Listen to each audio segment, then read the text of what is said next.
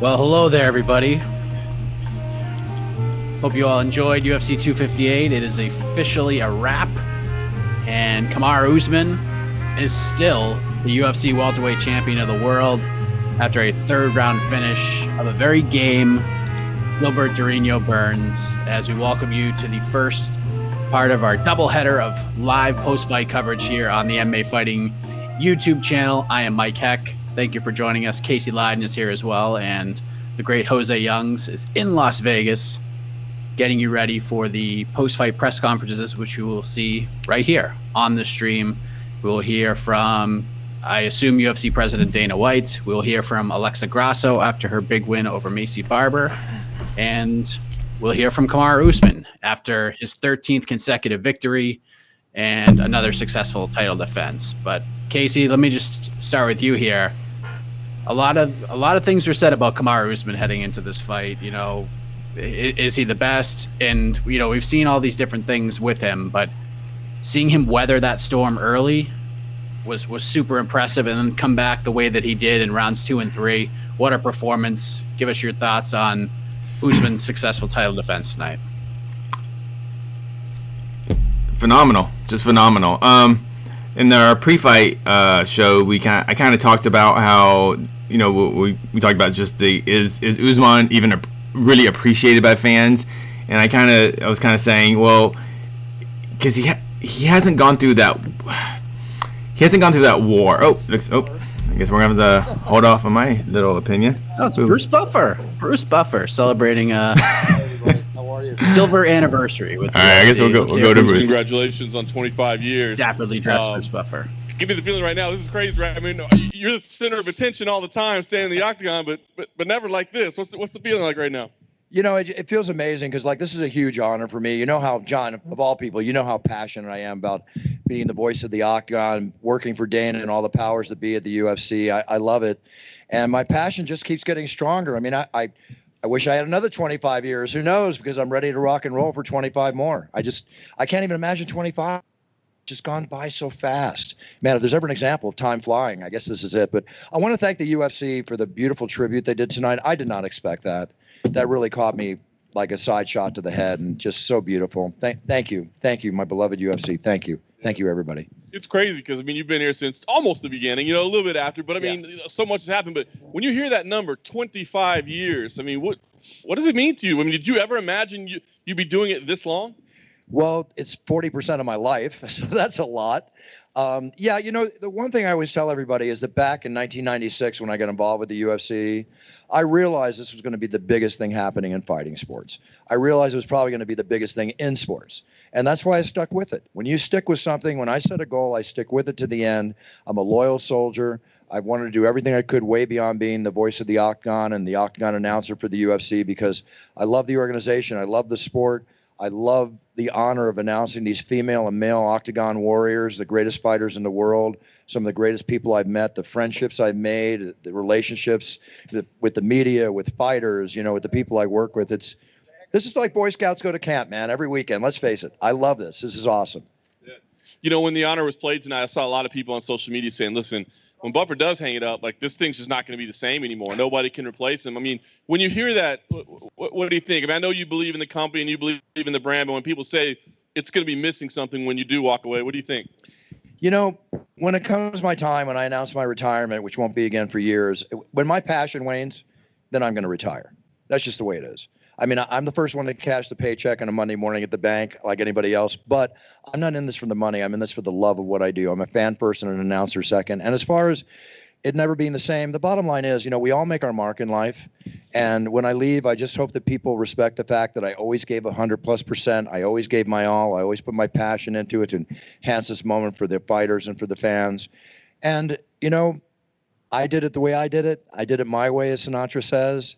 And somebody else will come along and they'll do it their way. You know, I can only answer for what I do when I do it. And I love what I do. And that's all I can tell you. It's last thing for me, Bruce. You know, obviously you go where they tell you to go and do what they tell you to do. And I know you're always willing. But are there any, like, check marks left that you want to do? Are there places that you want to go? Is there some kind of presentation? Is there anything left that you want to do before you do hang it up? I've had a lot of bucket lists that have been crossed out. and there's more to come. As far as in the UFC, I just want to continue to announce these great warriors. I've had the Super Bowl commercial, but I would love to be on the field for the Super Bowl one day, announcing everybody coming out of the tunnel and start up the game. I've done it for the NFL, the NBA, hockey, baseball. I've done it for all the sports, so there's always another accomplishment. There's always another mountain to climb, and I'm always open for a challenge. Let me parachute out of a plane and parachute into a stadium and yell it's time as I land. I'll do it. You asked me to, I'm there. I'm always game for something. Bruce, in the front. Over the last 25 years, we've obviously seen not just the sport, but the organization kind of unveil things that probably not a lot of people expected, but I'm sure you've kind of become, I don't think desensitized is the word, but I don't know if you can be caught off guard by anything anymore. But is there anything the last 25 years that has genuinely, like, you just did not expect, whether it be the sale, the ESPN deal, the Reebok deal, or anything? The expectations I had for the UFC were always high. Like I said earlier, I knew it was going to be the biggest thing in fighting sports, if not the biggest thing in sports. When Dana White and the Fertitta brothers bought the UFC in 2009, when we were down to maybe 1,500 people in the audience, we were off in demand, we're only on DirecTV and the internet, and the fans are keeping us alive, I knew that was the savior.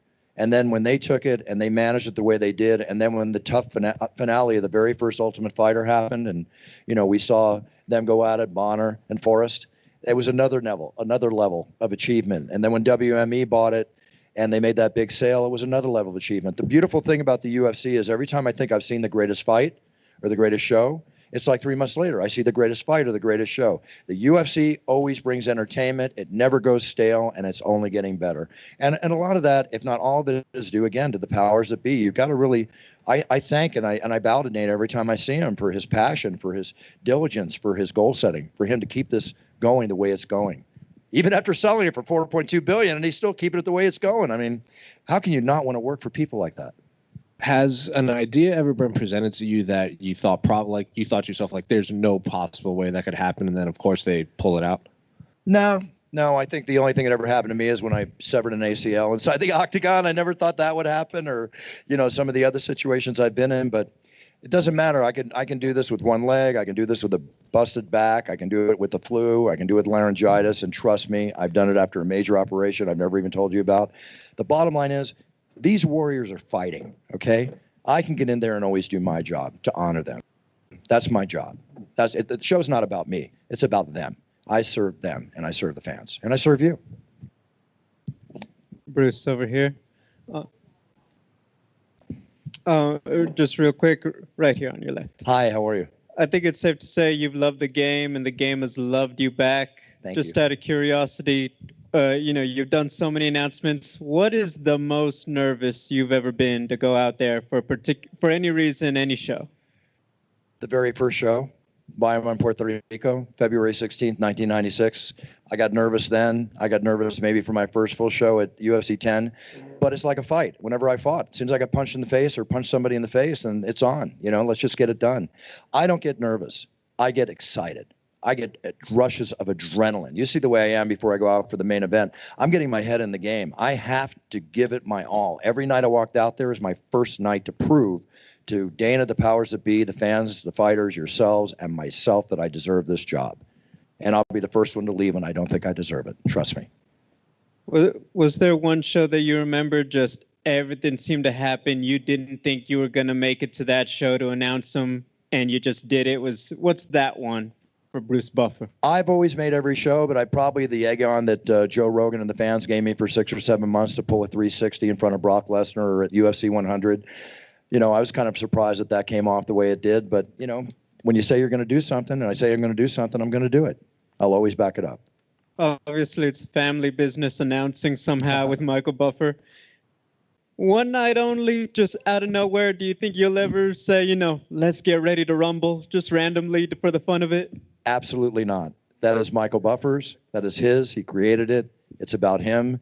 It's always going to be about him, just like It's Time is about me. I respect that. I never wanted to be Frank Sinatra Jr. I wanted to stand on my own laurels and be Bruce Buffer, and that's exactly what I set out to do. I told myself for 2 years after I started this job in 96, if I couldn't develop my own style, I was going to quit.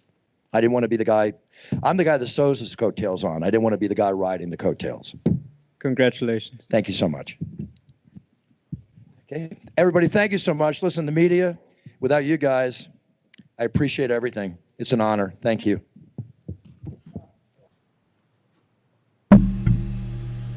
What a coat. What a suit. What a guy. Bruce Buffer, the legend. 25 years, celebrating the silver anniversary. Unbelievable. We have bonuses, Casey. Ooh, my favorite part. We have bonuses. Where we at? I'll let you guess. No fight of the night. I'll give you that hint. No fight of the night. Bonuses. Interesting. Okay, no fight of the night. So performance Usman.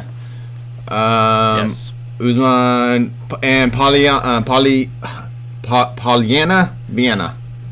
That's my other. That's two. And then fight of the night. Four bonuses. Sorry.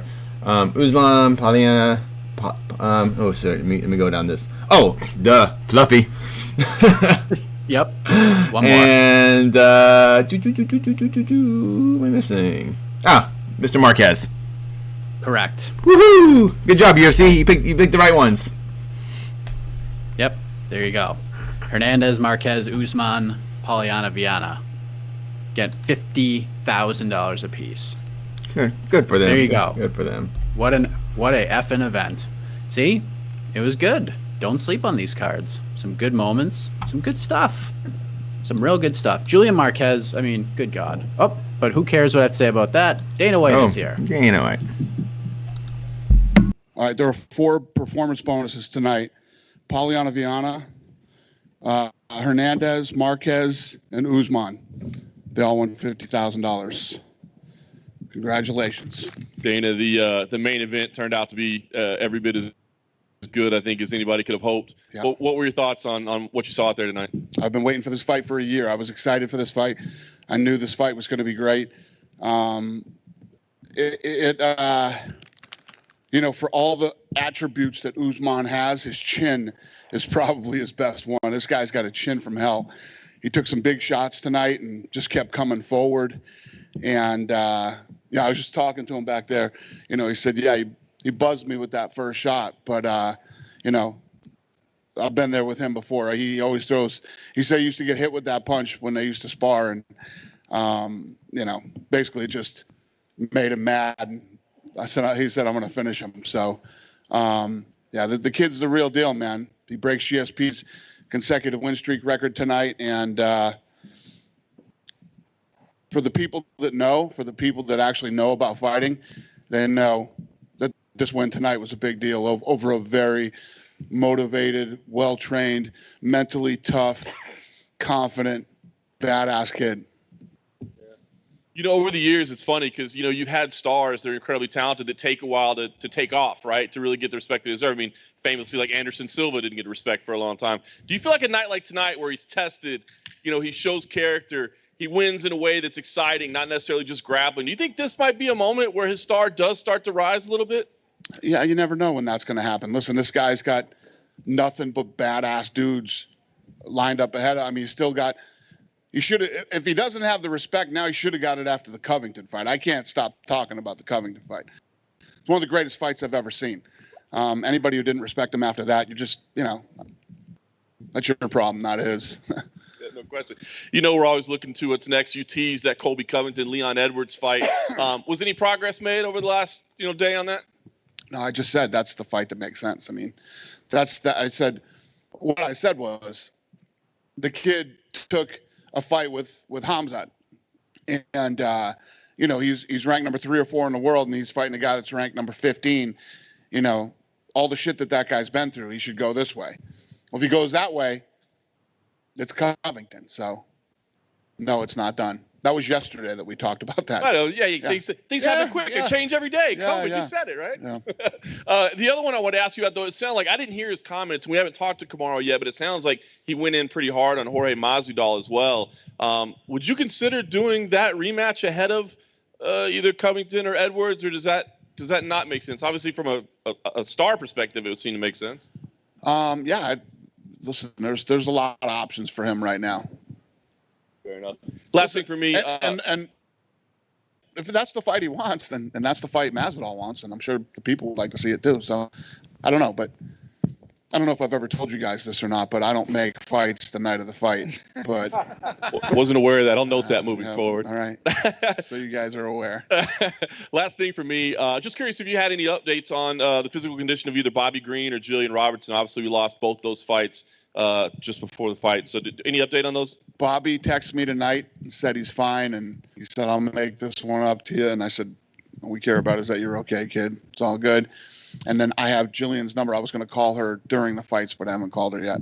Yeah. Do you know if there's any chance of like keeping those fights together and rescheduling, or just not sure? I have no idea. Yeah. Fair enough. Thanks. Hey, Dana, to your right here. I wanted to ask you about Usman's jab. It seemed like trouble in the first round. That jab really turned the fight around, I thought. And there hasn't been many jabs that good, I don't think, in the UFC that I can remember. Would you agree with that? Do you think he has one of the best jabs you've seen in this company? Definitely tonight. I mean, he looked damn good with that jab tonight. Was landing it sharp, hard, and fast, and he dropped him with a jab. Yeah, I agree. And the fact that Kamaru, is a wrestler and a guy that's a great grappler and everything, obviously he showed his striking before, but he wanted no part of the ground, and yet he still won the fight. That diversity is kind of what makes guys in this go from very good to great, is it not? Yeah, I think that, the way that the fight was playing out, it would have been absolutely ridiculous for Usman to jump down there in his guard. He was hurting him on the feet. Yeah, keep it standing. Do not dive into that guard. And, Gilbert Burns, I mean, here's a guy that fought a great fight as well. I mean, he was a tremendous opponent. What do you think was the key to him getting to where he was? Because this was a guy that, he had a great record, obviously, but did not look like a championship contender at lightweight. In this weight class, he looks like a killer.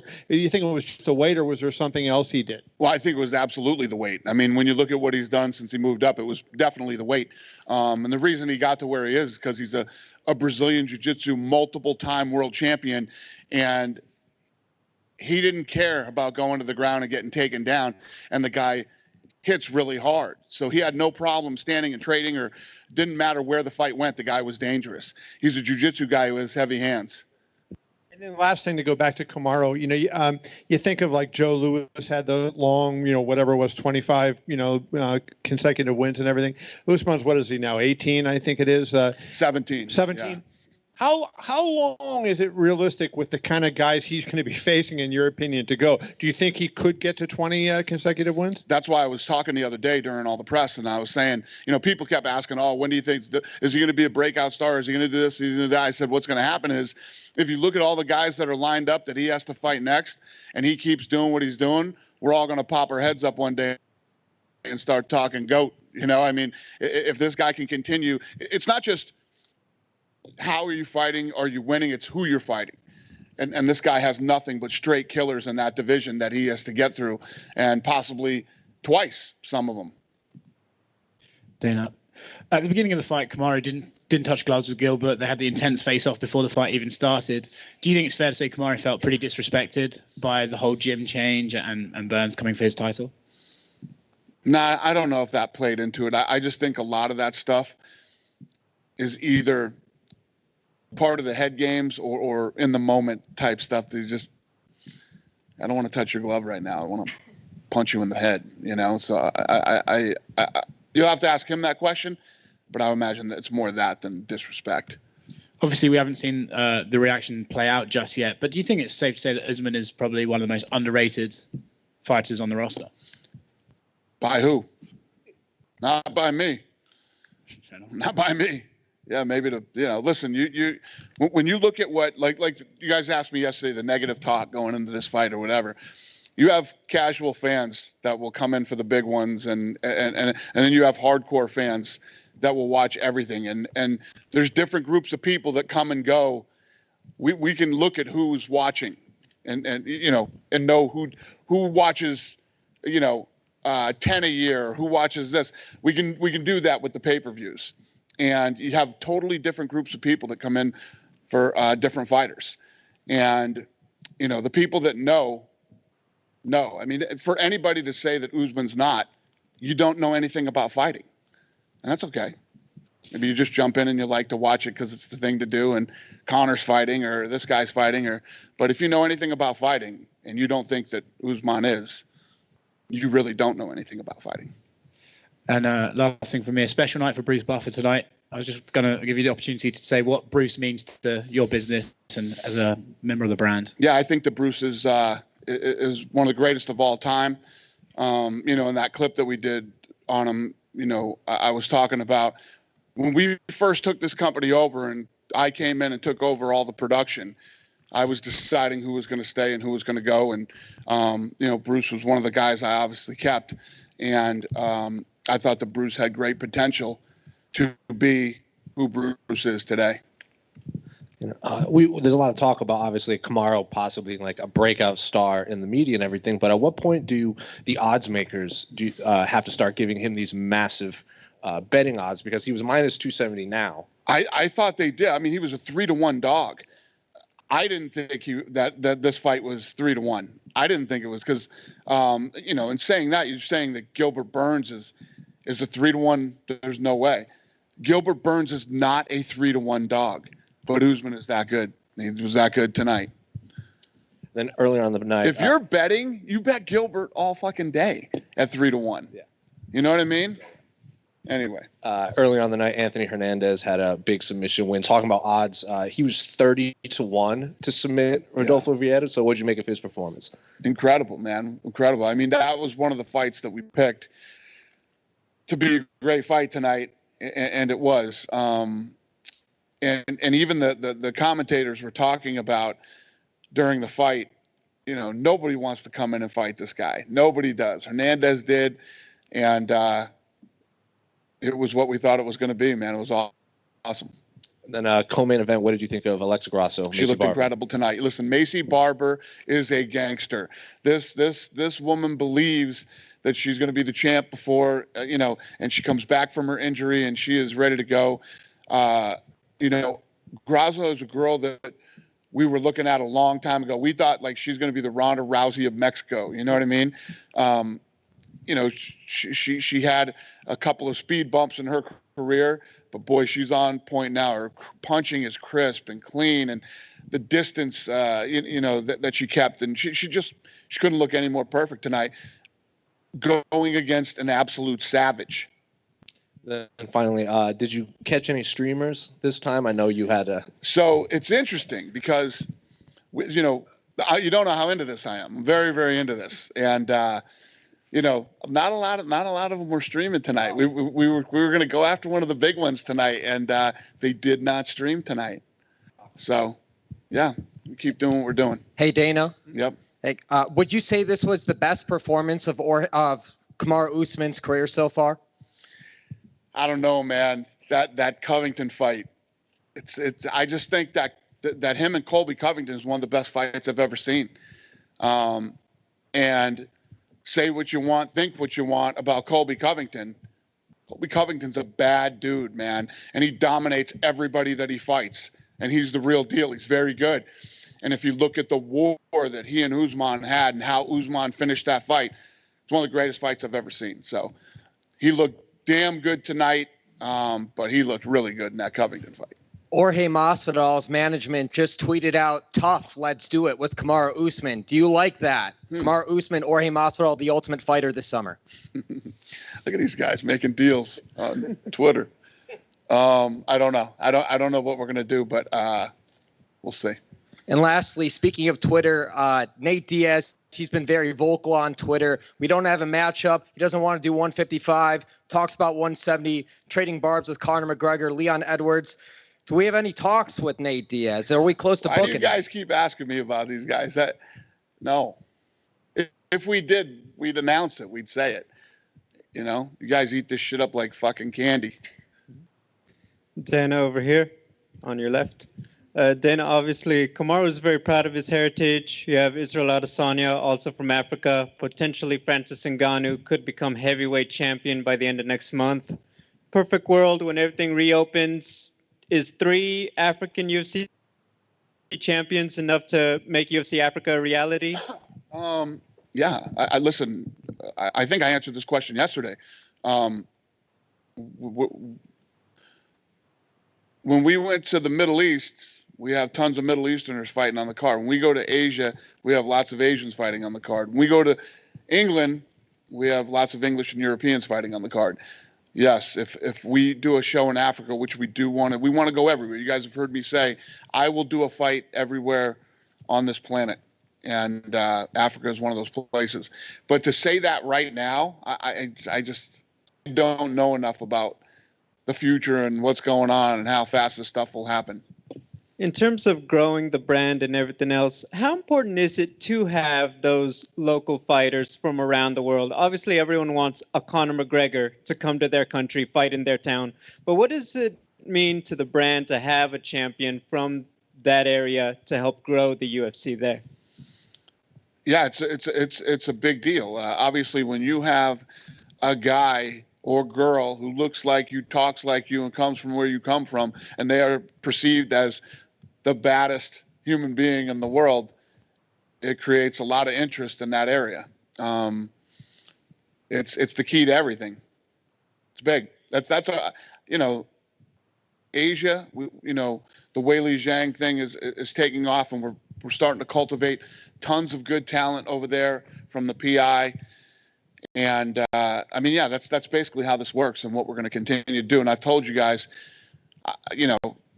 it's crazy how things work out. That whole land deal fell apart in Mexico right before the pandemic. It was a blessing in disguise. But I will find some places in Mexico. I will build performance institutes. I want to do one in Puerto Rico. I'm doing one in the Middle East. And that's what we do. It's what we're going to continue to do. My final question. Were you able to talk to Tom Brady and congratulate him on his 7th ring? I did. I had talked to him the next day after the Super Bowl. Yeah. Dana. Yeah. You did mention the expectation you have on Alexa Grasso. After her performance tonight, do you think she's going to be contending for the title shortly? Well, I think she'll be a contender for the title. She was ranked number 15. Tonight's fight probably breaks her into the top 10. So she's got a ways to go, but boy, she took a big jump tonight with that win and heading in that direction. Okay, thank you. Yep. Dana, straight down the middle. Hi. So Kamaru is on track to be one of the most dominant champions in that division. He was also part of the Black History Month promo videos. Do you see him kind of taking the next step into maybe the Modelo commercials or other forms of marketing and promotion outside of when he's actually fighting? Yeah, I think that's been the big topic of discussion here tonight. At what point to those type of people start to recognize Kamaru Usman and how good he is? And he's a good guy. He's well spoken, good family guy. He's a great dad to his daughter. He's got an unbelievable backstory. Dresses really well too. He's the whole package. The guy's got the whole thing. It's just when are people going to notice?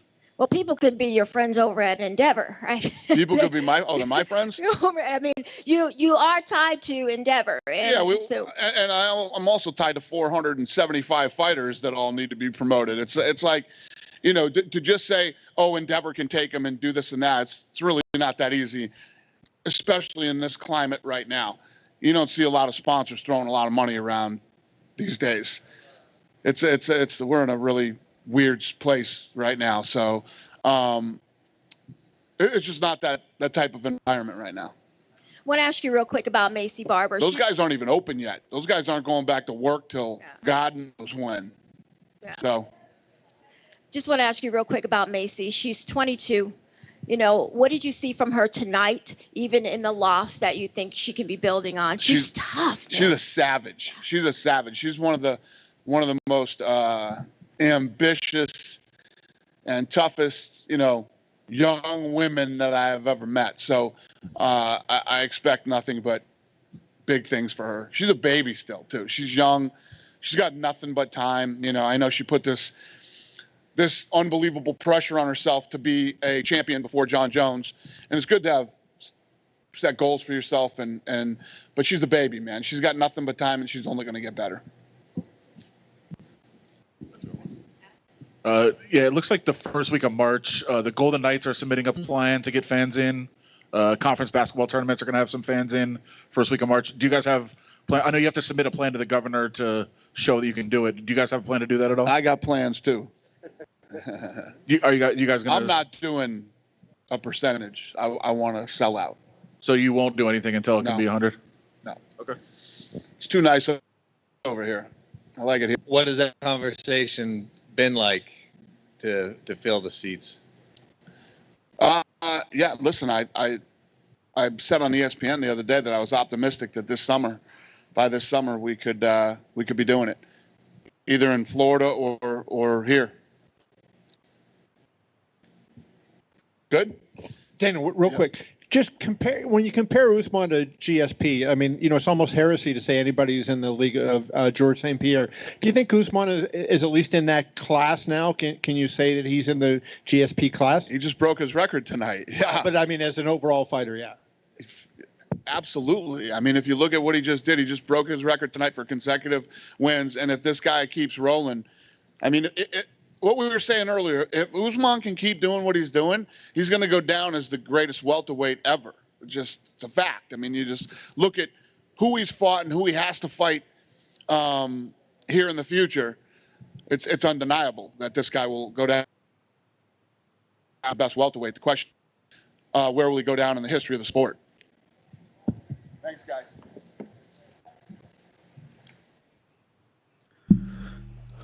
All right, there he is.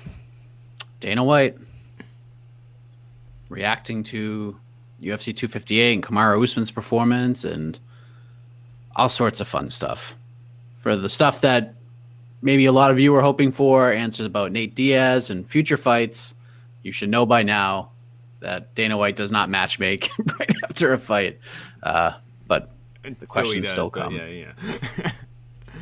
Oh, who we got here? Sometimes he does. Yeah, I know. We have a sanitizer of the microphone, which means that somebody's probably on deck. I would assume Alexa Grasso will be coming up next. After her big win over Macy Barber, she looked awesome, man. That boxing is so crisp. She looks so calm and cool, even when Barber was just coming right after her in that third round, man.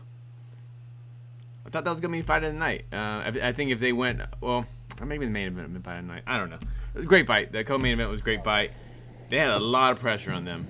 A lot of people weren't happy that being a co-main event for a pay-per-view. Oh, Miss Grasso. Speaking of, there she is. Congratulations. Obviously, a very big win for you tonight. Overall, how did you feel about your performance tonight? Oh, I feel amazing. I feel strong. I feel fast. I think I show it what I told you. My ground game is getting better every time. Yeah. A little bit of a limp to the seat there. Are the legs okay, or is there any concern of I hope it is okay. I just at the last 30 seconds I felt like a little something weird on my knee, like a slippery. So yeah, I just want to come back Mexico and to see what is inside, so I can come back train as soon as possible. I'm sure you would have liked to to just use your striking and show your boxing, but you did get to show the ground game. So are you happy with that, or do you wish maybe you could have gotten a knockout and finished with boxing, or do you like that you can show your game's evolving? Yeah, I know, but like I said, she's a well-rounded opponent. I didn't want to take any good shot because she hits heavy like me.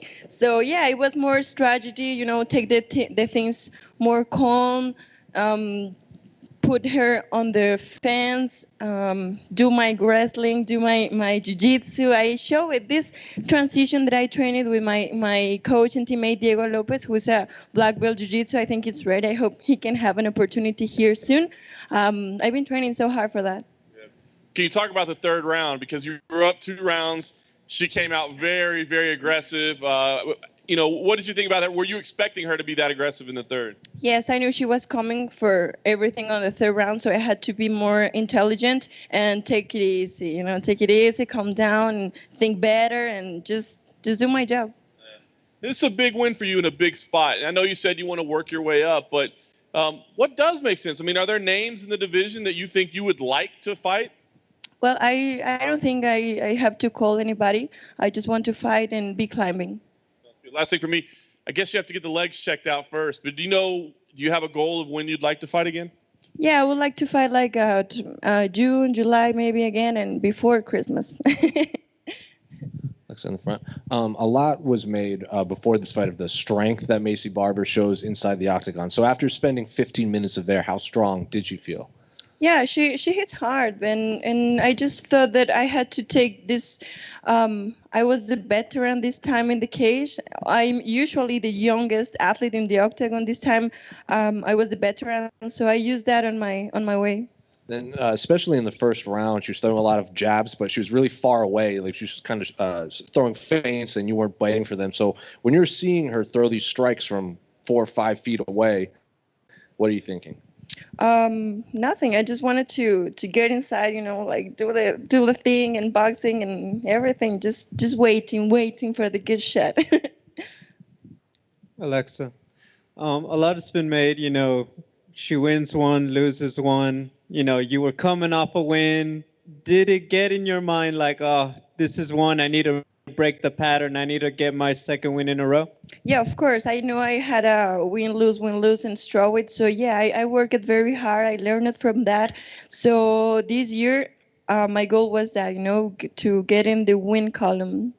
What are you most proud of going into this fight or after this fight with this victory?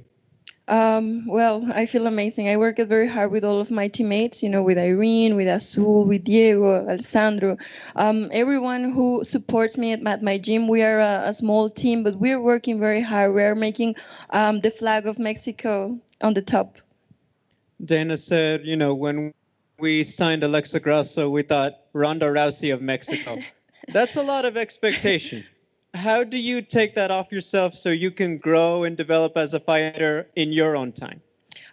Yeah, sometimes of course, I want to be like that in Mexico, but you have also to be intelligent, to not let the hype and the media and all the volume and all the attention get more important than your training. So yes, I love that. I love to be hearing that, but I just want to be focused on training and getting better and better and better. Congratulations. Thank you.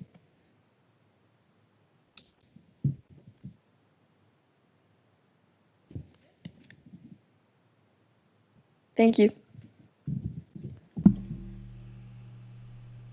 All right, Alexa Grasso, after her big win over Macy Barber in the co-main event. Short and sweet. But Usman really is a nightmare. That is true. I will have you know that I'm already in discussions to get Alexa Grasso on What the Heck or some sort of interview during the week. A lot of the winners from tonight are already being worked on. Oh, Gilbert Burns is here. Okay. Boom, boom, boom.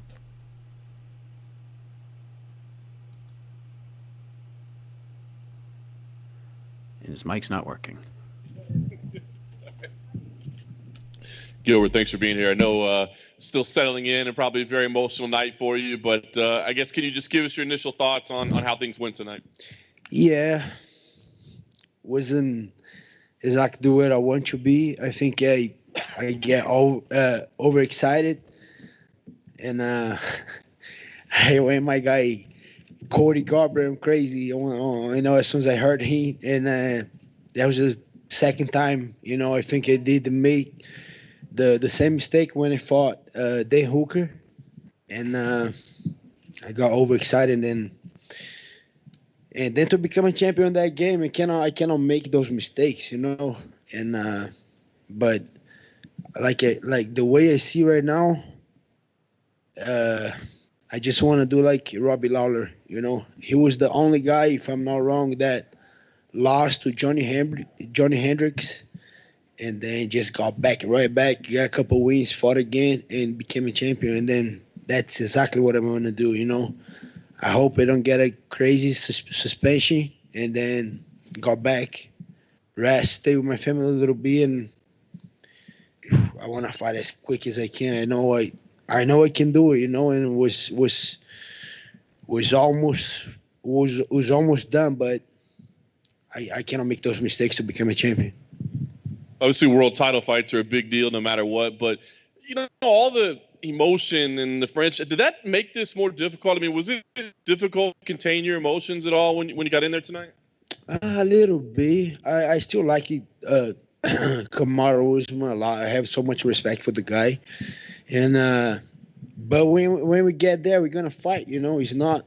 He's not a tennis. He's not a soccer. He's a fight. But I have a lot of respect to the guy. I'm never gonna say nothing bad about him. I know his daughter. His all his family, and we exchange a couple good things. And nothing. It is what it is. I think when I go to the fight, I don't see face. I just try to finish. The opening round, you caught him very early. I mean, obviously we talk a lot about your jiu-jitsu, but your power was there as well. I mean, did you ever think that, hey, I may get this guy out of there in the first round? I mean, coming in, did you think you could get potentially a first round knockout? That was the mistake. I thought about it, and then I got caught. So yeah, that was the mistake because I know I can hit any one of these guys, but in order to become a champion, I have to be disciplined. I have to be disciplined, And then I went like my guy. So much respect for my guy Cody Garbrandt. I just went the same way. As soon as I saw he was hurt, forget about the strategy. I just went to the kill, And in order to be a champion, I cannot make those mistakes. And I know, obviously, emotional night, but you guys had an exchange afterwards. You had a kind of an embrace in the cage. Can you share what was shared there? Yeah. So Kamaru left the gym, and I think they need to get that done. I don't believe it's done yet. The when relationship is over. So a couple guys still feeling a little bit. I hope Henry and the coach get the thing together. I like all of these guys. I don't want a drama. I don't want anything. And he just talked to me like, I like you so much. So keep working. You were the hardest fight I ever had. And I still like you so much. And I just said, I like you so much. I just want to become a champion. It's nothing like even the thing that he said, he wants to take food from your sister. Come on, bro. I know he made that. He just made that, just to get that little angry. I love his family, and I even pay for his school if he needs to, But I just want to become a champion. I fail, but it's all on me. I have a great team. And Daniel Evangelista, Vicente Luque, Coach Greg Jones, Wagner Rocha, all my guys, the same for IAGP. They did an amazing job. I had a crazy training camp. I felt great, but I got overexcited. Last thing for me, certainly not the end of the journey for you, but I'm just curious what you want to do. I mean, is it time for some time off and go spend some time with the family, or are you going to be back in the gym on Monday and blowing up Dana for a fight? I'm going to fight again soon, for sure. I need faces a little, it's a little, I need a little time off with my family, like with my kids and my wife. And but I'll be back as soon as I can. As soon as I heal up, I'm gonna be back, and I'm gonna fight anyone. As soon as I healed up, let's say 2 to 3 weeks, Dana, I'm gonna call you. You already know. I have so much work to do that I'm gonna watch the fight right now a couple times. I'm gonna make my notes. The work doesn't stop. Even if I'm winning, I want to fight again soon, like I said. But no one's safe in that on that division. I'm just gonna come back as soon as I can, and I got a lot of work to do. Gilbert, congratulations on a great fight. I wonder if you saw an improvement in Kamaru over the last, say, 6 months. I mean, he's a guy that's been getting better each fight. Did you see that improvement in him? Do you feel like he's a better fighter than the last time you trained with him? Yeah, I cannot say no. He did pretty good. I hit him a couple times very hard, and then he stayed disciplined. That's the thing with Kamaru. He's not quick. He doesn't hit that hard, but he's freaking disciplined. That's why he's the champion. And for me, the opposite. I got overexcited. Load up punch, and then And then that's what was my mistake. I should for sure hit him very hard, and I want to finish. That's natural on me, but I should be a little bit more relaxed, keeping that strategy, keep doing what I know how to do. But for sure, he's getting better. It seemed like in the second round he came out and he was throwing his jab a lot more than he did in the first round, and that seemed to turn the fight around. What was giving you problems about defending his jab? Because I was loading up so much. Because if I keep moving my head like I was doing, if I was light on my feet, he doesn't land on me. But I was looking for a big shot, and then I was kind of waiting. I want to counter, and that was my mistake. I don't think for sure he did good. But I made mistakes, to be honest. It was nothing that he adjusted. It was me stopping moving, stop being light on my feet, and I paid the price.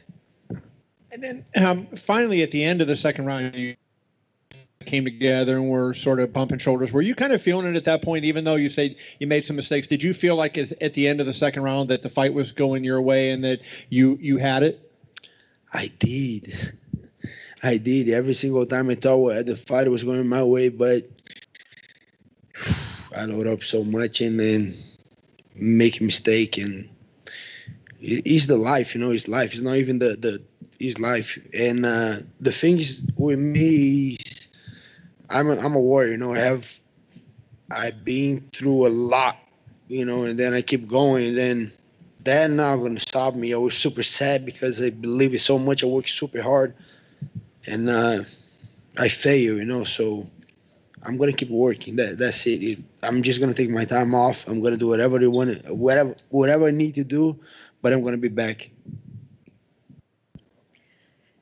Gilbert, you were saying that you felt like you rushed and you made mistakes. What in the game plan did you actually get away from, actually, in those kind of moments where the fight got a little more emotional for you?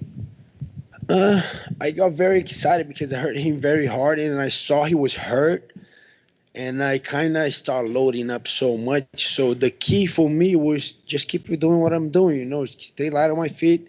I knock him down, so he's gonna get back up. Just keep working. Then I believe my speed is different for that division. I believe I'm very quick, and takedowns. I think I didn't get a couple good shots. I could do better, and he was disciplined. I think it was both.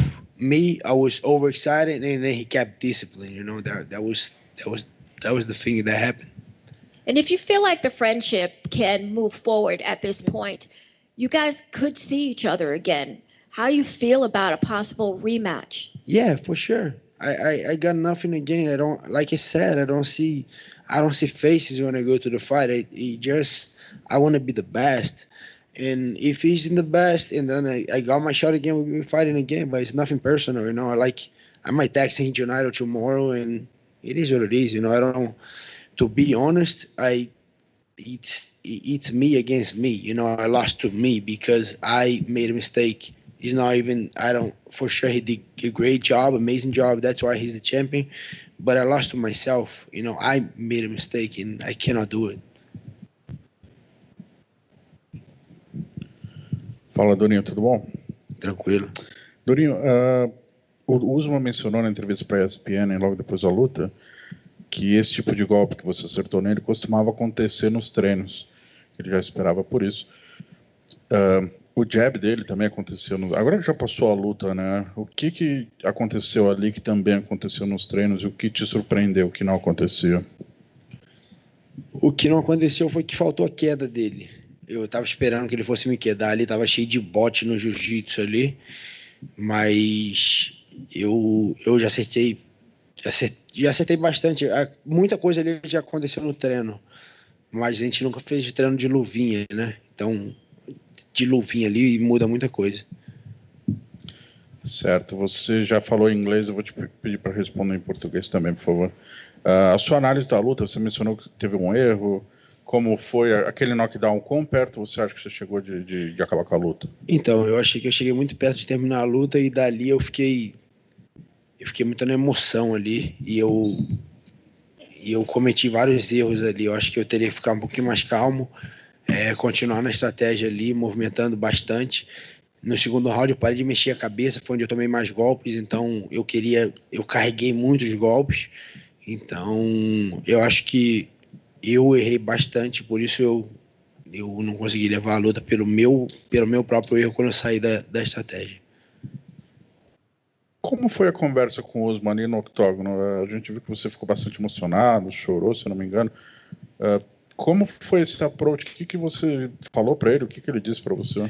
Ele me abraçou ali, falou que gosta muito de mim, que eu fui um dos caras mais duros que ele já lutou e que para ele nada mudou, que ele continuou gostando de mim e eu falei a mesma coisa e tal, mas ele foi bem tranquilo comigo. Entendi.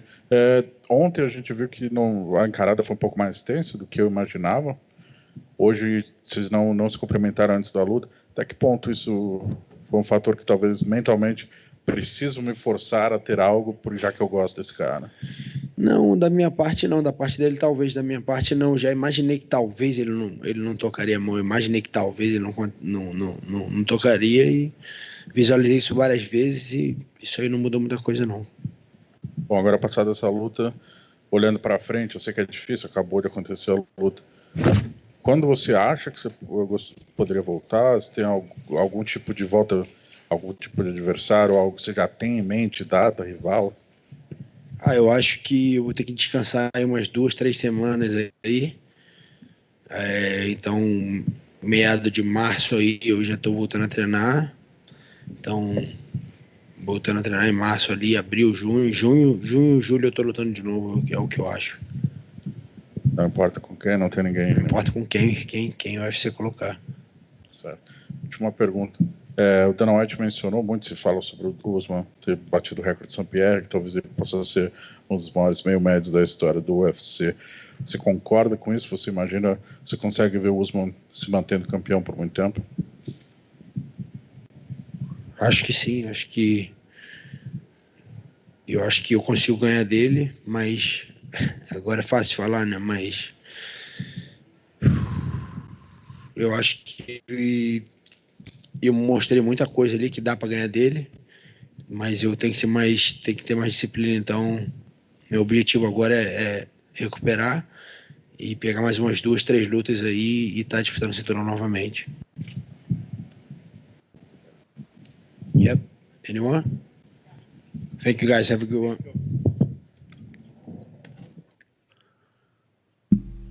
I mean, I'm just going to mimic all of those comments.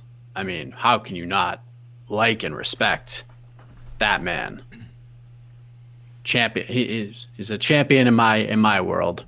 He doesn't have the belt, but he's a champion in my world, and he's handling this loss like a champion. Kudos to Gilbert Burns, and he'll be back for sure. Saw a lot of matchmaking questions. That's a perfect segue, a perfect tease to on to the next one, which will drop sometime tomorrow with myself and AK Lee. We will get a couple of hours of sleep tonight, and then we will record that podcast, and we will matchmake for all of the main card, both main eventers, both champion and challenger, and Fluffy Hernandez, I believe, has earned himself an on to the next one rub after that win tonight. So all that matchmaking stuff you will hear tomorrow. So if you haven't subscribed to the podcast network, you can do so wherever you find your favorite podcasts, and it's become a big show. Click the subscribe button. Yeah, click the subscribe button here too, you crazies. Yeah, click notifications now and all that, whatever. The ding ding. Yeah, ding, ding, I don't know. I do it. Just if you see something on your computer screen, just click it. That's all. Yeah, just not the thumb down thing. I think don't do that. We don't need that negative energy, especially after what Gilbert Burns just went up there and did for the last 15 minutes, which is amazing. As we're getting ready to hear from the reigning, defending, undisputed welterweight champion of the world, Kamaru Usman, maybe the most underappreciated champion on the roster right now, which is just ludicrous at this point, especially after that performance. And we were talking about this earlier on the pre-fight show, Casey. Daniel Cormier was one of those guys who just didn't get the respect he deserved. Demetrius Johnson just never really got it at all. Habib for a while wasn't getting that respect. And now Kamaru Usman was kind of in that same boat. Do you think this was the performance to kind of change that narrative? I hope so. I mean, there's nothing else he can do at this point. If you can't just admit that Kamaru Usman is arguably the best, or maybe the second best, at worst top 3 best welterweights ever to enter the UFC octagon. Like, I don't know what to tell you then. Like, actually, I mean, Dana White says a lot of silly things sometimes, but tonight when he said something about if you don't respect Kamaru Usman, you just don't know fighting, or and I think that's about it. Like, same like Demetrius. If you didn't respect Demetrius Johnson as a fighter, what he could do in that cage, you just don't know what you're talking about. That's kind of I don't think there's any way around it. I mean, yeah, we can argue is is he the best ever? Is he better than GSP? That's fun argument and everything, but I mean, it's wild. It's wild, and I'm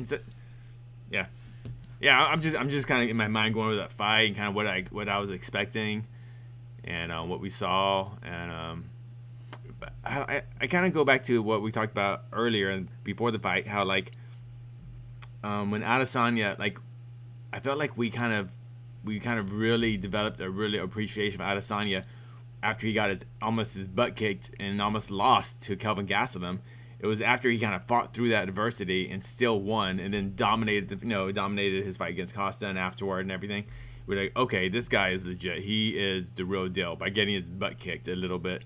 And I kind of feel the same way. Like, we saw Kamaru Usman like take a very hard shot, compose himself, and still maintain incredibly high fight IQ, and wind up not winning round 1, obviously, but he was when round 1 ended, I felt like it was pretty much they were back to even, from what I recall. Is that about right? I'm trying, like, it was the round fight ended in the 3rd round, correct?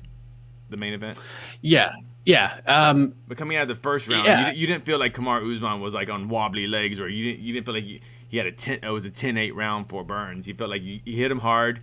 It hurt Kamaru, but he recovered, and by the time the round ended, I felt like, he's it's still a competitive fight, It was one of those weird things where I was watching it, and I mean, when he dropped Usman, I mean, he was in big trouble. Like, I know Rogan says he's hurt all the time, and we heard that like 700 times tonight.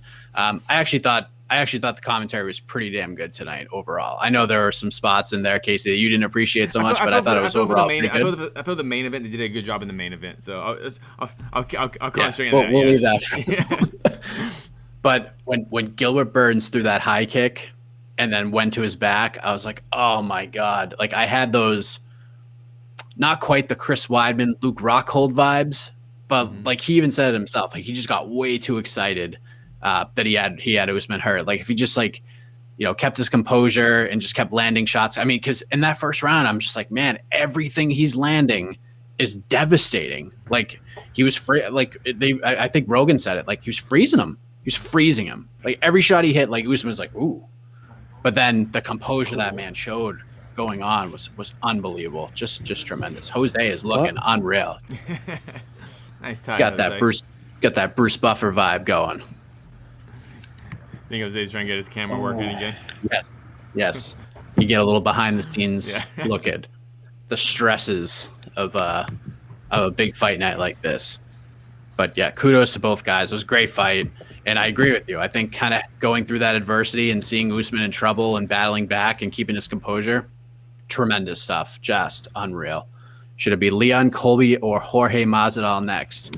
Find out in our post-fight show after the press conference.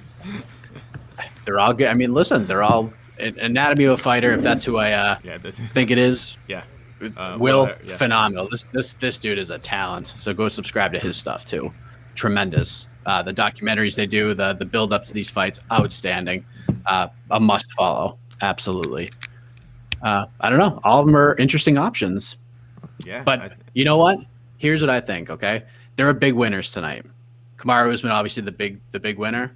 The second biggest winner of the night is Jorge Masvidal, in my opinion, because Kamaru Usman took the time in his post-fight speech to call Masvidal out. That's a gift. That's a beautiful gift. Yeah, gold wrapping paper, beautiful tied bow. I mean, it's beautiful for him. I mean, it's huge. He must have been like, yes, this is outstanding. Yeah, I saw people kind of trashing that, like, oh, why did he call out someone he already beat? I was like, you know what? This is, I think in two things for Kamaru. It's obviously a big payday. That's like for all those, I think all those gentlemen that Anatomy of Fighter Will suggested. I do think Jorge is the biggest payday. But sure. and this is Kamaru's chance to kind of, let's be honest, that was 25 minutes. We don't really remember anything from that fight other than the foot stomps. This is his chance for Kamaru to really get that rub, you know, and become that not just a great fighter before, not just an all-time great for guys like us who really, you know, who watch all the fights, but for what kind of Dana said, just the people, the Connor guys, the people that just tune in for those big pay-per-views. Usman needs to, I think Usman, if he wants that kind of that generational wealth as a prize fighter, I get that call out, and I think he wants to put a big hurting on Jorge Masvidal, and yeah, it doesn't really make sense, but as just a fan of just drama and entertainment, I like it. Sure. I mean, I have a feeling this is the direction they're going to go because Usman called for it. I would love to see the Covington fight again because it was so friggin' good. It was just such a good fight. I'd love to see if it. Am I forgetting? Has Covington fought since the loss? Am I forgetting? Yeah, he fought Tyron Woodley. Oh yeah, Tyron Woodley. Yeah. Oh yeah, I'm in the fight now. Okay.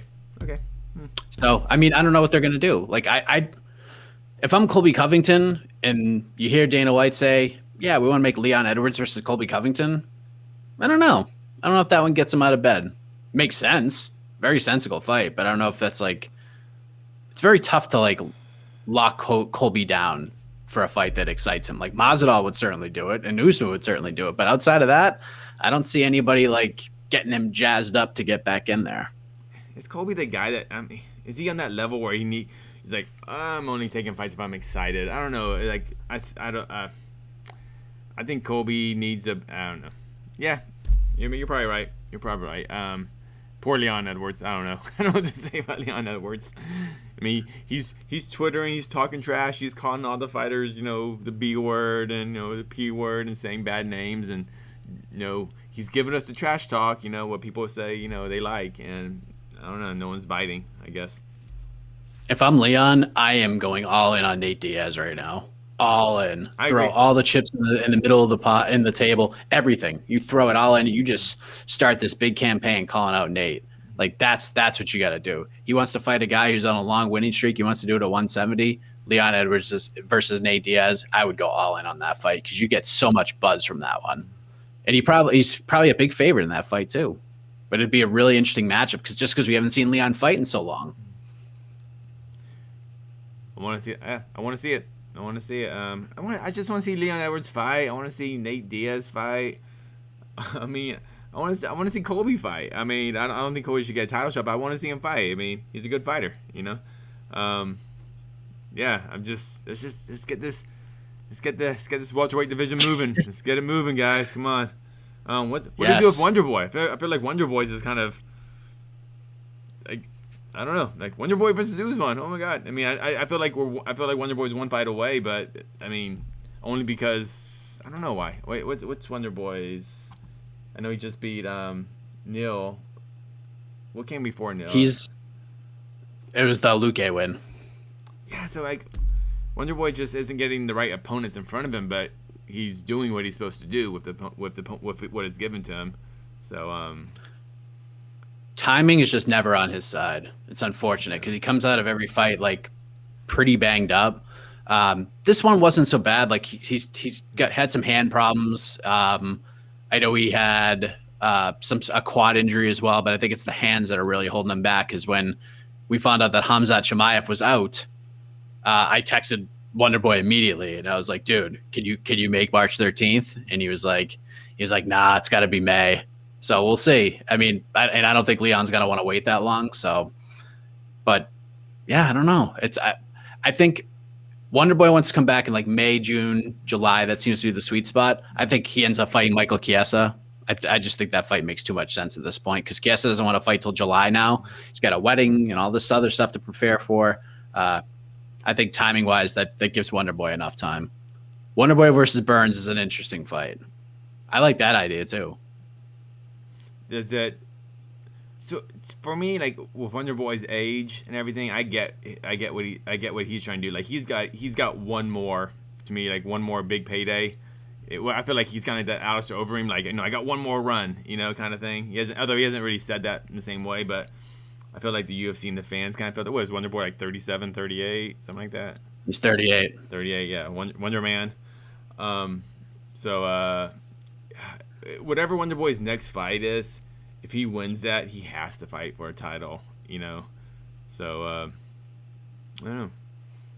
It's weird. I'll tell you what, just like he did for the first fight, he's probably like the third biggest winner, because Masvidal even said heading into that first fight, if he beat Usman and became the champion, he wants to fight Wonderboy Thompson, because Wonderboy beat him before he went off and did the reality show and took his time off. That was the last fight he had, and he lost to Wonderboy it's pretty. I mean, Masvidal showed some grit like he does in every fight, but that was a pretty one-sided win for Wonderboy, and he hurt both. I think he broke both of his hands in that fight.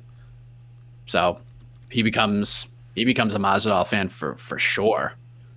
But there's a lot of options. But like you said, the big problem with welterweight, it's so loaded. We just named all these great fighters, but we just have no movement. We just have no movement in the division. So hopefully, we can book this. If they're gonna go with the Masvidal route and Usman's not that banged up, we could turn him around pretty quickly. That'd be like the best thing that can happen, and then we could start putting these other matchups together. I don't know. We'll see what happens. We don't make fights after the fights. What? Oh, sorry. We have Dana White speaking again. Oh, yeah. Well. Here we go. Literally, the champ is here. Kamaru Usman. Let's hear from. I mean, just looking like a couple Billy right now. Let's hear from him. Oh, he looks so good. Look at that. Oh. Unreal, like a champ. He gets it.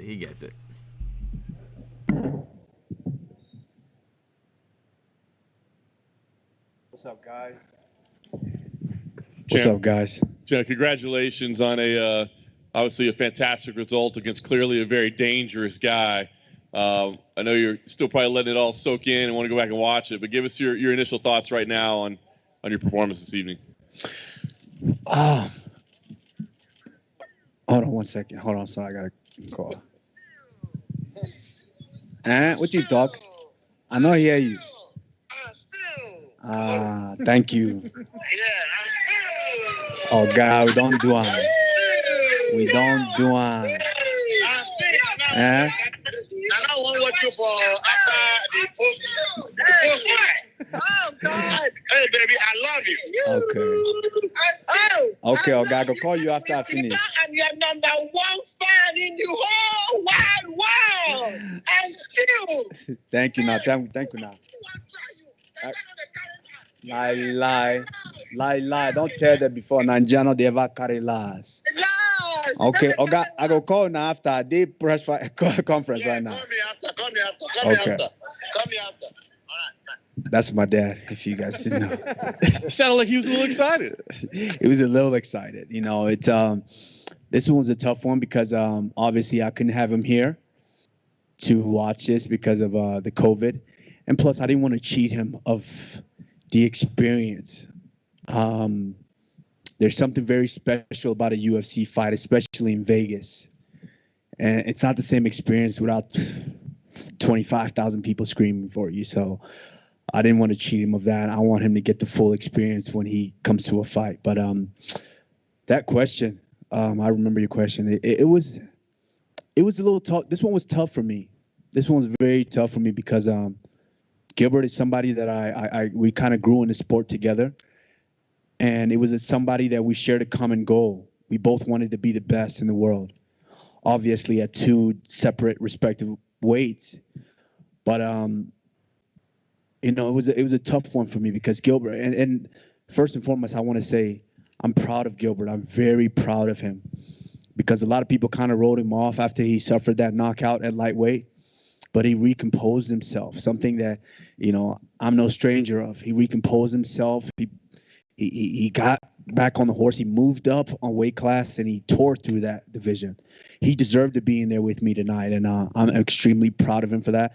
And that's part of the reason why this one was a tough one for me. Yeah, I was going to say the tension early, right? I mean, you guys are right in the center of the cage together, staring each other down. There's no touch of gloves. I mean, was that a good thing for you or a bad thing for you? I mean, did it keep you on point, or did it make it even, a little tougher mentally for you? This one was tough initially coming in. It was tough for me, but I said it earlier in interviews, like my mind is different than these guys when we get in there. I see no face. That is my octagon. And I said earlier, he said, oh, I have something he wants and he's coming to get it.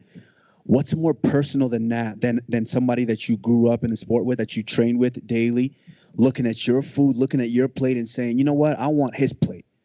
I'm not happy with mine. I want his plate. What's more personal than that? And I say it to these guys, anything you say can and will be used against you when you step inside that octagon with me. And I remember watching The Last Dance with Michael Jordan, and I was like, oh, this guy thinks like I do. Because when I go in a competition with these guys, that's exactly how I think. If you give me anything, if I even hear you say in a video, I'm gonna knock what you gonna do to me? Oh, you better be ready to back that up when we step inside of the octagon. For what it's worth, he said tonight he'll pay for your girl's private school moving forward if he can get the belt at some point. Of course, I'll bring it back home, and I'm no stranger to it. Like I would definitely try to, I know this one's gonna be tough for him, but he's a champion in his own way, and he'll get back on the horse, and I'd be more than happy to go to dinner with him. Nice. He clipped you early. Talk about that. I mean, how hurt were you at that point? What's going through your mind? Because from the outside, it looked like you were hurt.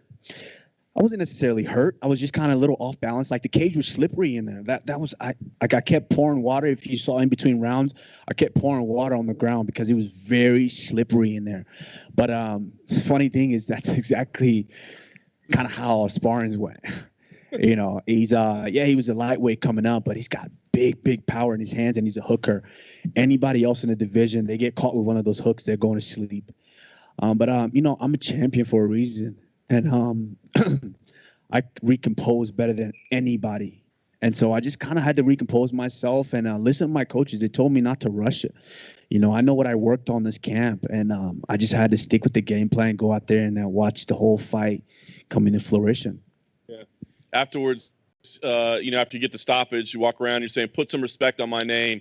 I'm curious, who do you feel like is not giving you the respect? Everyone, the critics, the media, all of them. Not that I really give a shit, but I give a shit. I'm an artist and I'm sensitive about my shit, So put some respect on my name. Like that pound for pound list is not a popularity contest, I haven't really lost rounds in here. I control what goes on inside that cage. And, it's just, I feel just because I'm not the loudest guy in the room, I'm not the most braggadocious, I don't get in trouble outside. I'm not in headlines all the time.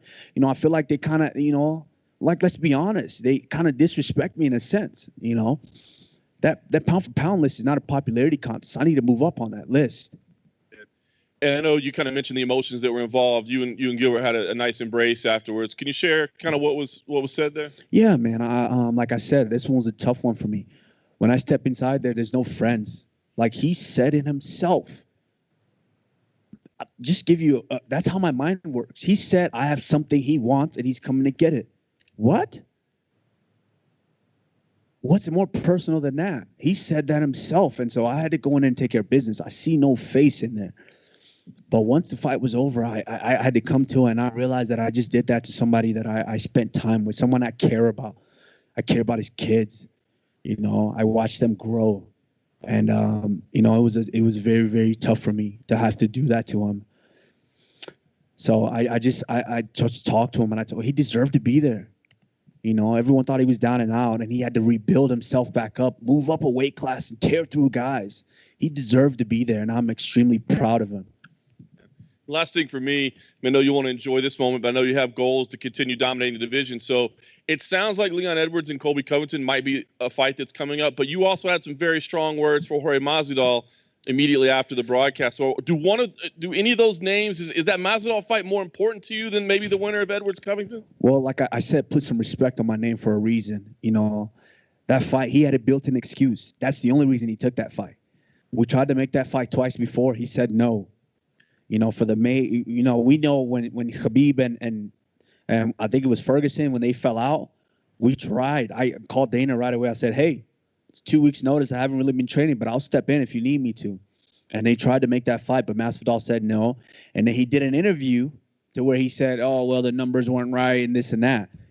He's been saying no. The only reason he took that fight on Fight Island is because it was a built-in excuse. He was training the whole time.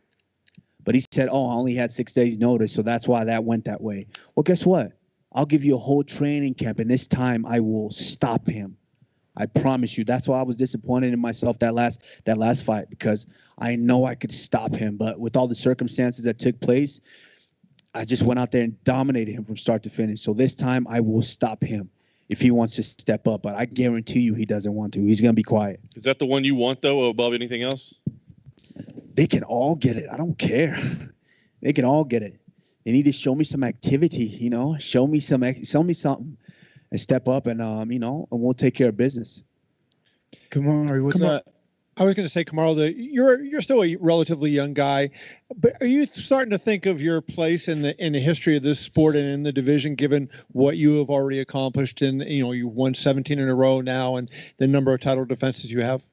No, I'm not. The only part of history that I think about is the fact that I'm the first African-born champion, and what that means to all of the children, all of the people across the continent of Africa, and not just Africa, but all across the world. You know, places like Indonesia, you know, China, everywhere. You know, that's kind of what I care about. You know. With great power comes great responsibility, and the fact that I was able to do it with the circumstances that I was born into, that's really what's important to me. You know, as far as, you know, where I am in winning, I don't know how many numbers you just said, but that's, you know, as long as I focus on my fight and take it one at a time, the rest is just going to pile up. So I don't worry about those things. And I know you guys tried to, this whole week, you guys tried to throw me off by, you know, oh, you get to pass GSP with this win. And I had to just block you guys out. I couldn't pay attention to that. I had to block you guys out, go out there, take care of business, and the rest is going to pile up. I wonder if you felt like your jab was a key. In the second round, you adjusted. It seemed like you started landing that jab. Was there anything that you learned from the first round that helped you there, and just the significance of that punch during the fight? Yeah, going in, it I was like, wake up. I was trying to wake myself up. Wake up, because it kind of felt like sparring to me. Yeah, of course I had the nerves, you know, but it kind of felt a little like sparring, to the point where I was like, yo, you need to wake up. This is a fight. This guy came here to take what you have. And so the best thing he can do was throw that big punch. Once he hit me, I was like, oh shit, we in a fight. You know, we got to fight. And my coach is George.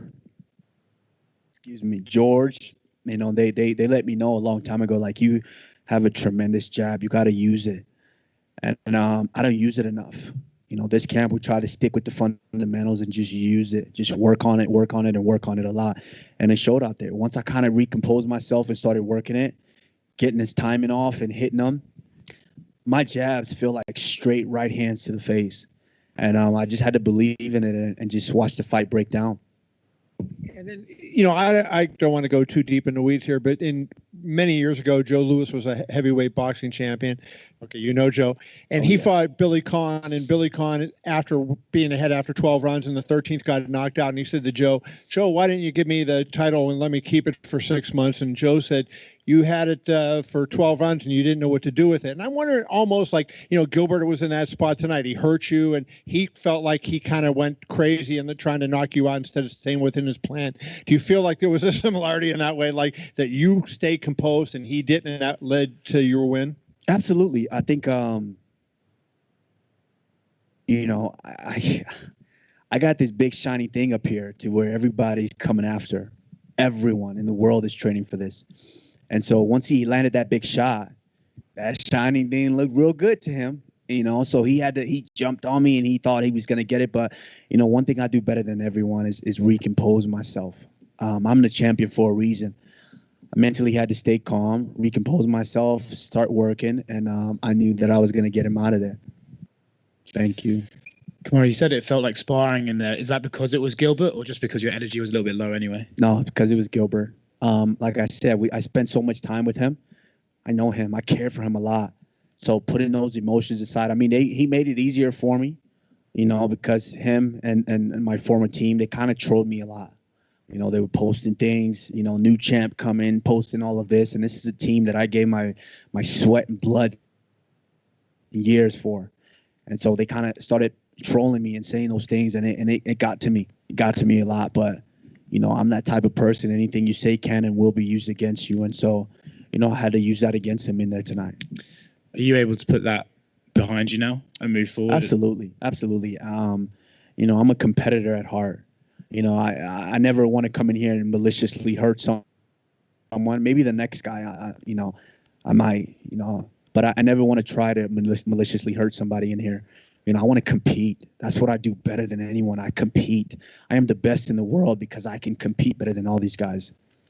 Was it hard seeing him that emotional after the fight? Absolutely. It was very hard. I was trying. I was gonna bawl I was in there, and I had to. I'm like, you're the champ. Come on, compose yourself now. I almost started bawling because I don't know exactly. I know what that loss feels like. I have a loss in my record. I'm not perfect. I know what that felt like. And I don't know how much he wanted this. Like I said, we grew in the sport together and we had a common goal. And so having to be the one to do that to him, it almost broke me in there. Sorry, man, I'm not trying to make you cry now. With Masvidal, it's quite clear when you talk about him that you really, really don't like the guy. And I know before the first fight, there was the build-up, there was the interaction at the media day and all that sort of stuff. But why is it exactly that you have so much contempt for him? The fact that I said what I said for a reason. Put some respect on my name. These guys don't understand. Like, I'm different. You would think he learned that the first time because I dealt with worse than he. Everyone was saying, oh, he took the fight on 6 days notice. But guess what? I took it on 6 days notice. I was here in Las Vegas, flying back home. They called me while I was in between flights in Dallas. I had to leave my bags, leave the airport, call my parents to pick me up at the airport. They picked me up, went straight to Target, bought a scale, stepped on the scale. Not to mention, I ate like a pig the night before because I said I have no fight. I'm 195 pounds when I step on the scale. Called the coach down there, Tony Cabela. I said, hey, Tony, come. We need to work out. Worked out like crazy that night. Got off about 5-6 pounds. And then I got on the scale. I said, we're within striking distance. The next day, flew back to Vegas. Then flew to Abu Dhabi. I had maybe approximately 4 days. I didn't sleep at all to prepare for that fight. And he had a built-in excuse. He's like, oh, I took the fight on 6 days notice. Give me 3 weeks and I'll see what I'll do. I'll give you a whole training camp. And this time I want to stop him for real because I think that's the only thing that's going to close his mouth. He's pretending walking around here like he's Jesus or something. Well, I'm going to put him in a coffin this time. For what it's worth, I know you said you doubt his interest in the fight. Absolutely not. His management are online saying they do want the fight, and then they would like you guys to coach the Ultimate Fighter against each other. Any interest? He don't want that fight. He don't want that fight. I guarantee you he doesn't want that fight. I wouldn't say it if I didn't want it. Have I lied up here yet? Have I lied to you guys yet? About anything? Nothing. I said what I wanted to do, and that's what I'm going to do. Let's see if it materializes. And last thing from me, with this win, your name's starting to get considered up there as one of the best. How do you see a fight between yourself and Prime George St. Pierre playing out? I love George. I really do. I mean, one of the inspirations early when I started watching the sport. But I am a whole different animal nowadays. It's a different ball game. I love George. I think George is tough. I consider him one of the greatest. But a fight with me and George, okay. You saw what I did with jab. George was a master with the jab, but you saw what I did with jabs. Right here. Looking back before you fought Tyron for the title there, I think there was like a stretch where you would go fight Damian Maia in Chile, and then you'd go fight Rafael dos Anjos. Like these guys coming off losses, but you're willing to fight them, and then you volunteer to fight Colby in January to save that pay-per-view, and then and then you even cut weight for a backup fight with Woodley and Till. As the champion now, you're seeing the top 5. None of them are fighting each other. They're all like calling for these big fights. How frustrating is it that you, the champion, and none of your contenders are competing with each other now? I don't have to worry about that. I'm the champion. When it's time to feed me, they're going to find somebody to feed me. You know, I'm not worried about these guys. It's that. What does that say about the champion where the contenders don't want to fight each other to challenge the champion? What does that say? They know what, once they get up here, they know what's waiting for them up here. So, you know, there's like, well, I like being number 3 in the world. I'll stay here. I don't need to go up any higher. If they were willing to go up, then they'll fight each other and they try to get this title shot. And when you look at someone like Stephen Thompson, that's the first fight. That's the highest ranked fighter you haven't fought yet. And then you even have to drop 2 more. So I think it's like Michael Chiesa too. So are you looking at these other guys outside the top 5 too as possible opponents? No, I mean, I don't really care. I'm a fan of the sport. So, of course, my eyes is on what's going on. But no, you know, it's up to the company. They'll you know, Dana does a tremendous job at getting these guys. So, you know, when he feels like a guy's done enough, he'll present them to me. And then if we can agree on it, then, you know, we'll make it happen. Hey, champ. Congratulations on the victory all the way back here. Now that this chapter's over, or not, maybe it's not over with Gilbert, do you ever see the day where you can go back and walk and train in Sanford MMA? It's a good question. I never say never in life. You know, I learned that one early. So I just never say never. And to get the respect that you deserve, do you think the next time that we see you, maybe it's a platform like The Ultimate Fighter to get the eyeballs that you want? I don't know. I'm not dwelling. I'm not worried about that right now. You know, like I said, my job is to go out there and defend and win fights. Actually, not defend. I need to compete. I need to keep saying that. I don't defend this belt. I compete each and every time for this belt. That's how I approach this. So, that's all I'm worried about. You know, I'm gonna sit with Dana. You know, we're gonna talk about it and we're gonna decide what we're gonna do moving forward. But you know, I'm not really worried about that right now. Right now, I'm thinking about my little girl. And lastly, if you care at all, do you have a preference at who Leon Edwards fights next? No, you know, I respect Leon. Leon's is done some good work. It's unfortunate that he hasn't been fighting as much as I think he would like, but much respect to him. Once he gets up here, you know, we'll do it again. Congrats. Thank you. Kamaru, over here on your left. You know, you've seen a lot of champions have different reigns. Some guys were able to fight all of the guys in their division. Other guys, it seemed like they had those money fights sooner and, you know, did big business for them in a short span. I know the business, you leave it to, you know, your people. But when you think about your run, your championship legacy, what kind do you want it to be? Is it where you fought all the guys or where you just had the biggest fights regardless of the numbers? I just take it one fight at a time. I'm not really worried about that. You know, I don't come in and say, oh, I want a big fight. I want this. I want that. I mean, of course, I would like George, you know, but I don't want George because of money or anything like that. Like I said, I'm a competitor. I want George because George left on top. George can still do it. I see him training. Don't think I'm not. George, I'm watching you. I see you training. You know, George can still do it. So if there's potential for that big fight, you know, George wants to come back, then of course, you know, George can cut the line. Absolutely. But, you know, I'm not necessarily worried about that big money fight. Right now, I'm just worried about the next guy. And I that's what I do. I knock off the next guy and I knock off the next guy. Then you guys look back and say, shit, he's beat everybody. That's all I'm focused on. I know there's a lot going on in the lightweight division, but if any of those guys ever said, you know, I want to move up and take on the Nigerian Nightmare, do you feel like, you know, they would have to get in line because there's so many guys at welterweight? Well, first they got to get through Justin Gaethje. So that's a savage down there. They got to get through him first, and then they can even look at this weight division. How do you celebrate a night like tonight? I'm going to go back to my room, drink a lot of water because I'm dehydrated. And I would love to call my daughter, but I'm pretty sure she's asleep right now. So just go in my room and try to decompress. It takes a lot out of you going in there. I'm not a guy who has to party right away, after a fight. I like to go and decompress. If I was getting paid, I might go to a little after party spot. But, right now I would love to just go in my room and just decompress. Is there a reason you have the 007 look, or is it just the suit look good? Man, I'm dressed for business. When I come in here, it's all about business. It's no games. I'm very calculated. If you guys haven't realized by now, it's no games to me. This wasn't no I saw no face, no friends, none of that. Even to the walkout song, it's no games to me. This is real.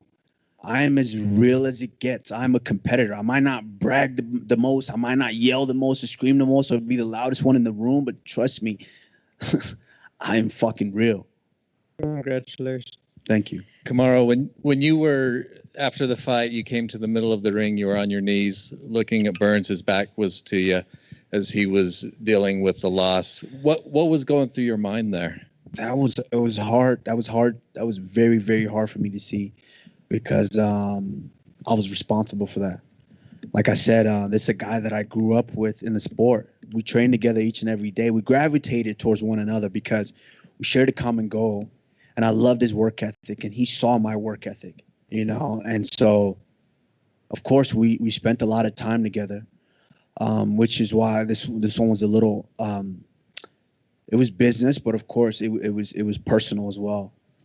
Because he was coming after what I had and saying that he was next. He was going to be the champion. And they know that I'm different, and for that, it just kind of, it hurt me in a sense. But, then once I came to and saw what I had done, I was tough for me to watch.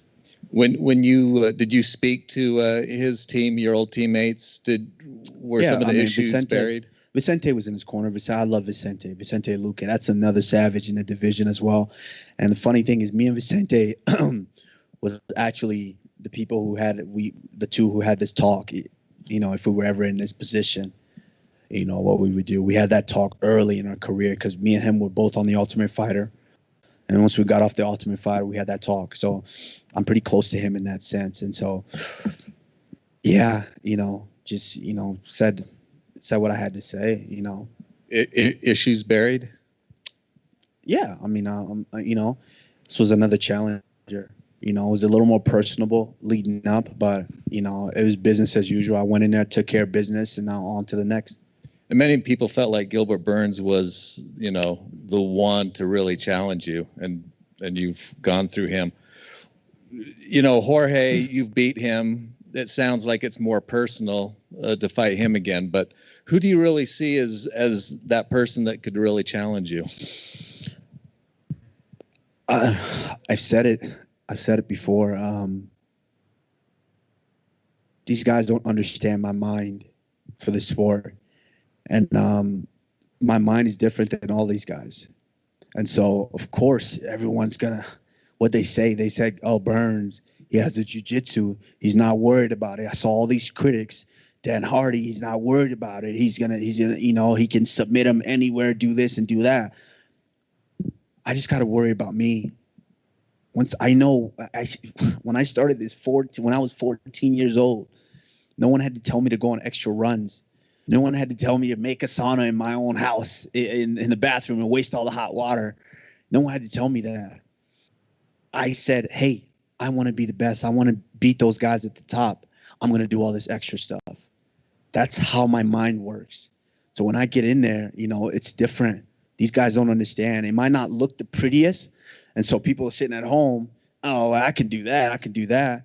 What did Tyron Woodley say? He said, I would do everything better than you. What did I say to him? I will dominate you in every aspect of the game. And what did I do? And what did Kobe Covington say? He's going to leave me on a stretcher. And then I said, what? I will punish you for 4.5 rounds, and then I will get you out of there. And then what did Masvidal say? I'm going to baptize him. This fake Jesus wannabe, I'm going to baptize him. We know what happened. Same here. So, these guys can say whatever they want, but, I go in there and I take care of business.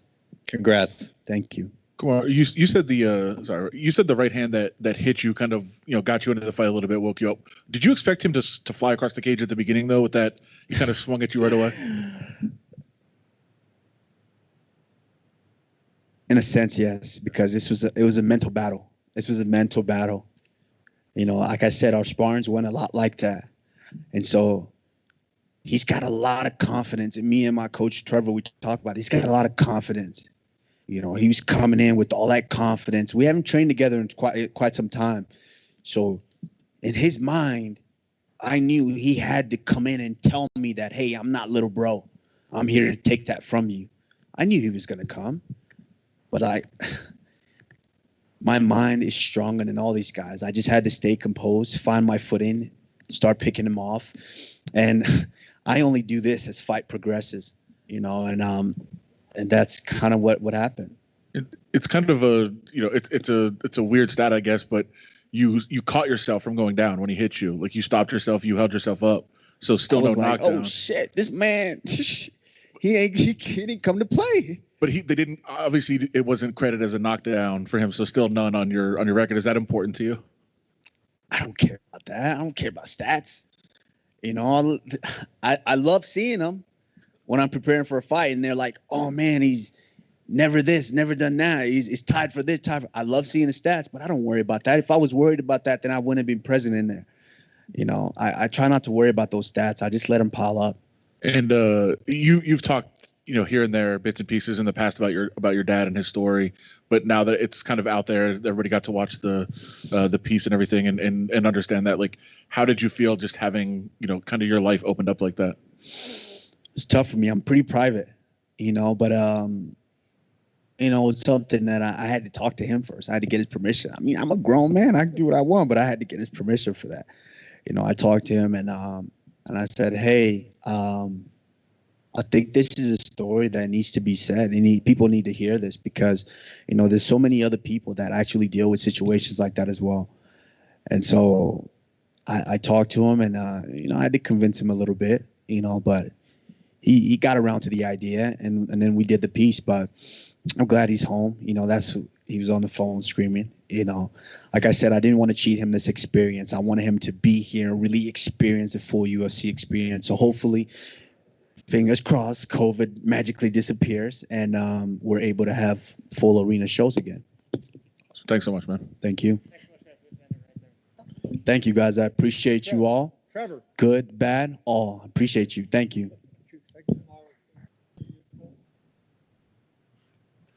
All right, there he is, the UFC welterweight champion of the world, looking like a couple Billy. Congratulations to him. What a performance. Overcame a little bit of adversity. And he gets it done. 13 wins in a row in the welterweight division. Surpasses George St. Pierre. Consecutive wins in the welterweight division.